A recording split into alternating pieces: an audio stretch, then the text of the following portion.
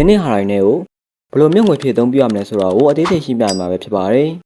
ပထမဦးဆုံးဇင်းနဲ့ဟာရိုင်းနဲ့ကိုရောက်ပြီဆိုရင်တော့ဘာတော့မှအကောက်မရှိရတဲ့အတွက်အကောက်ချိန်ပေးရမှာပေါ့နော်အကောက်ချိန်မယ်ဆိုရင်တော့ profile လေးကိုနှိပ်ပြီးတော့ဒီနေရာမှာ brother တို့ရဲ့ Gmail နဲ့ထိလိုက်ရုံနဲ့တိုင်းရမှာပဲဖြစ်ပါတယ်ငါတို့ကတော့ Gmail နဲ့မထိချင်ဘူးဖုန်းနံပါတ်နဲ့ပဲထိချင်တယ်ဆိုတဲ့သူတွေတို့ကတော့အောက်က science ဆိုတဲ့နေရာဝင်ပြီးတော့ brother တို့ရဲ့ name ရယ်ဖုန်းနံပါတ်ရယ် brother တို့ထားခြင်းတဲ့ password နံပါတ်နဲ့ verification လုပ်ပြီးတော့ register တင်လိုက်ရုံနဲ့အကောက်ရရှိလာမှာပဲဖြစ်ပါတယ်အကောက်လဲရပြီဆိုရင်တော့ငွေဖြည့်ဖို့အတွက်ဒီနေရာကိုနှိပ်ပြီးတော့ brother တို့လွှဲခြင်းတဲ့ payment တစ်ခုကိုရွေးပြီးတော့ငွေလွှဲပေးရမှာပဲဖြစ်ပါတယ်ငွေလွှဲပြီးပြီဆိုရင်တော့ brother တို့ရဲ့ပြည်စာကိုဒီနေရာမှာမိနစ်20အတွင်းတစ်ခါရေးလာထည့်ပေးပါ